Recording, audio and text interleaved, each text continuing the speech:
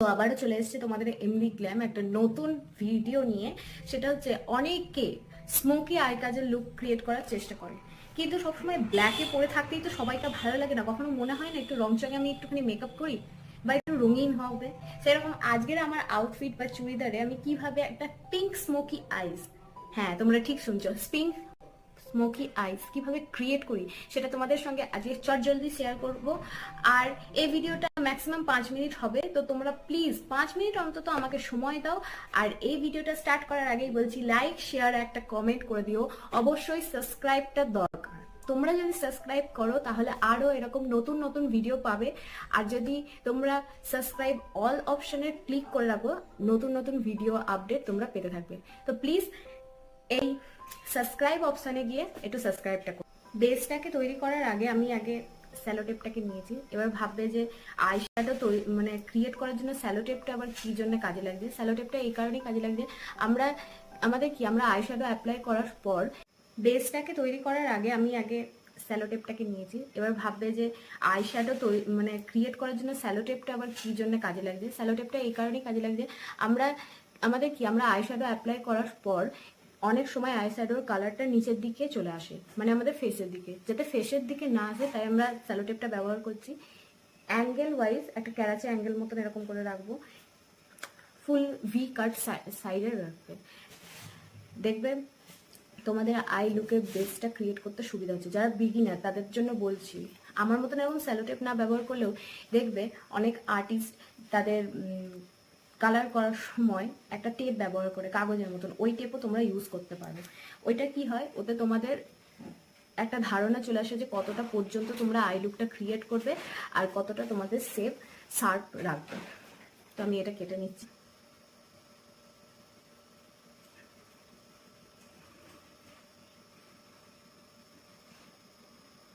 এরকম করে লাগিয়ে নেবে।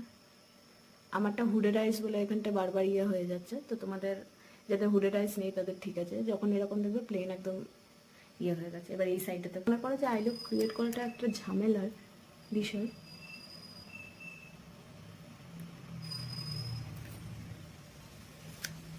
তাদের জন্য বেস্ট।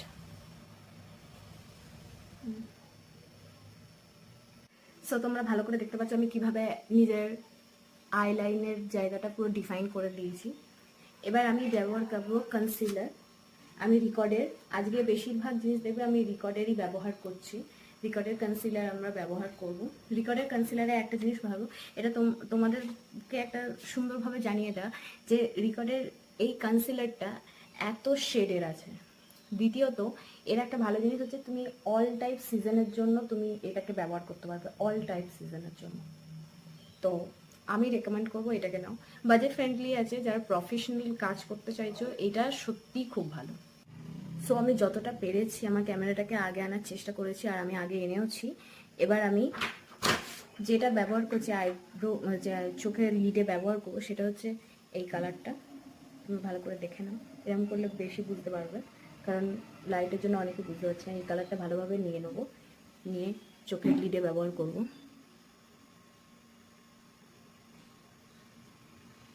এক্সট্রা প্রোডাক্টের জন্য ভেবো না যে আমার পাশে লেগে যাচ্ছে, কোনো কিছু এর একটা ফারাক পড়বে না। প্রথমেই ভালোভাবে প্রেপ করে নেবে।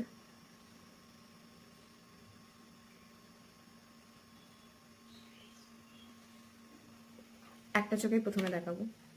ভালোভাবে এই লিডটাতে অ্যাপ্লাই করে নেওয়ার পর আমি একটা ছোট্ট স্পঞ্জ নিয়ে নিয়েছি, সেটা দিয়ে ভালো করে ব্লেন্ড করে নেবো।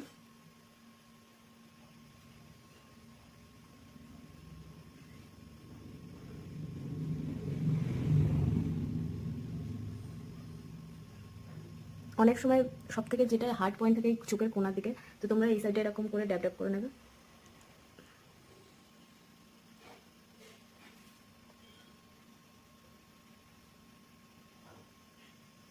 দেখো এই সাইডটা ভালো করে দেওয়া হয়ে গেছে। এরপর ব্যবহার করছি রিকর্ডের পাউডার, লুজ পাউডারটা চোখের এই ডিফাইন লেয়ারটাকে সেট করার জন্য। অবশ্যই তোমরা যদি এমনি বিগিনার হও, যে কোনো লুজ পাউডার তোমরা ব্যবহার করতে পারো। আমি স্পঞ্জ দিয়ে ব্যবহার করব, হালকা করে নেব। তোমরা দেখো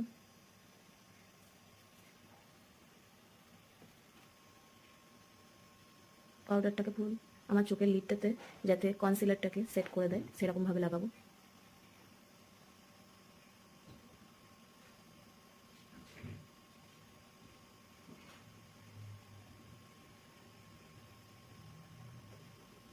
ভালোভাবে সেট করে নেওয়া হয়ে গেছে, তোমরা দেখতেই পাচ্ছ। লিডটাকে ভালো করে দেখে নাও কীভাবে আমি সেট করেছি। ফুলি আমার সেট করা হয়ে গেছে এই লিডটাকে। এবার দেখো স্টেপ বাই স্টেপ আমি কি কি কালার ইউজ করি। পিঙ্ক কালার আমার জামার কালার সঙ্গে ব্যবহার করছি তোমার pretty all set palette, eyeshadow palette. তোমরা নিশ্চয়ই বেশিরভাগ প্রফেশনালদের এটা ইউজ করতে দেখবে। তো এটা আমি ব্যবহার করব তোমার এই কালারটা ফার্স্ট, তারপরে 3টে শেড আমরা ব্যবহার করছি, এই কালারটা, এই কালারটা আর এই কালারটা। একটু গ্যাপ করে নেবো।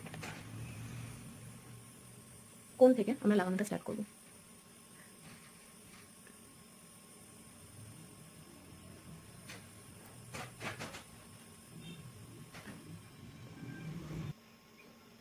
ভালোভাবে এই সাইডটাকে অ্যাপ্লাই করে নিয়েছি।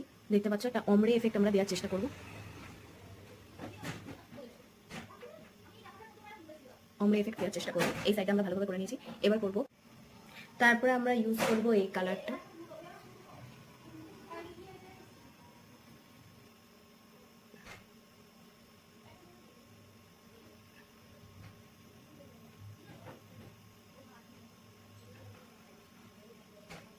মনে হতেই পারে যে সেম কালার দিচ্ছ, কিন্তু তোমরা এখান থেকে যদি বুঝতে পারো, দেখবে লাইট একটা কালার সেট চলে আসছে, শেডে লাইট একটা শেড।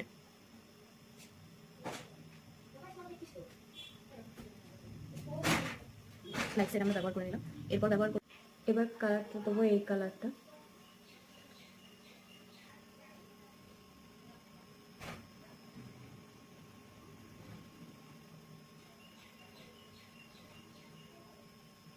আই শ্যাডো হচ্ছে তোমার রঙের মতন, তুমি যেভাবে এটাকে চাইবে তৈরি করতে, যেভাবে চাইবে যে এই কালারটাকে আমি এরকম এফেক্ট আনবো, অমরে এফেক্ট আনবো, তো সেরকম। তো আমি এই কালারটা ভালোভাবে অ্যাপ্লাই করে নিচ্ছি। দেখছো এই কালারটা অমরে এফেক্ট চলে এসছে ভালো করে। এইবার হবে আসল জিনিস, যে এতটা ইভেন লাইন হয়ে রয়েছে, এটাকে কিভাবে স্মাচ আউট করবো। স্মাচ আউট করার জন্য একটা সুন্দর পদ্ধতি তোমাদেরকে শেখাচ্ছি। এই ব্রাশটাকে আর ইউজ করবে না, এখন রেখে দেবে। একটা যে কোনো ফ্লাফি ব্রাশের সাহায্যে, যেখানে তোমার কালারটা একটু কম আছে, দেখো ব্লেন্ড করার আমি চেষ্টা করছি। যে কালারটা থাকবে সেই কালারটার উপরে জাস্ট এরকম হালকা হালকা করে ব্লেন্ড করে যাবে।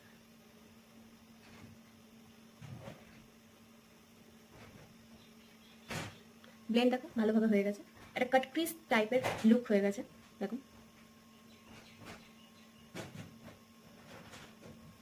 হলো।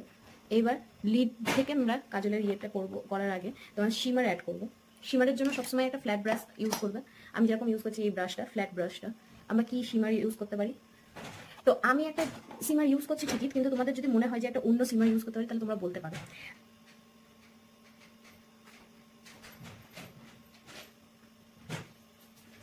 আঙুল দিয়ে ড্যাপ করে নেবো, ভালো করে ড্যাপ করে নেবো, নিয়ে তোমাদেরকে দেখাচ্ছি।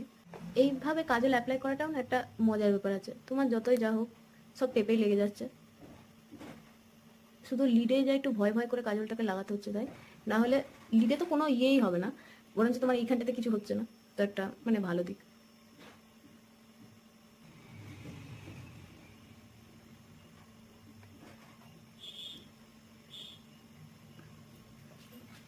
এবার এটাকে খোলার চেষ্টা করি, দেখি। এবার টেপ খোলার পালা, দেখি কি হয়।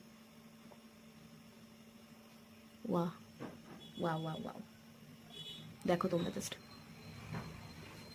আগে কিছু করতে হলো, বাইরে কোনো কিছু লাগলো, দেখো পরিষ্কার, কোনো ব্যাপারই নেই।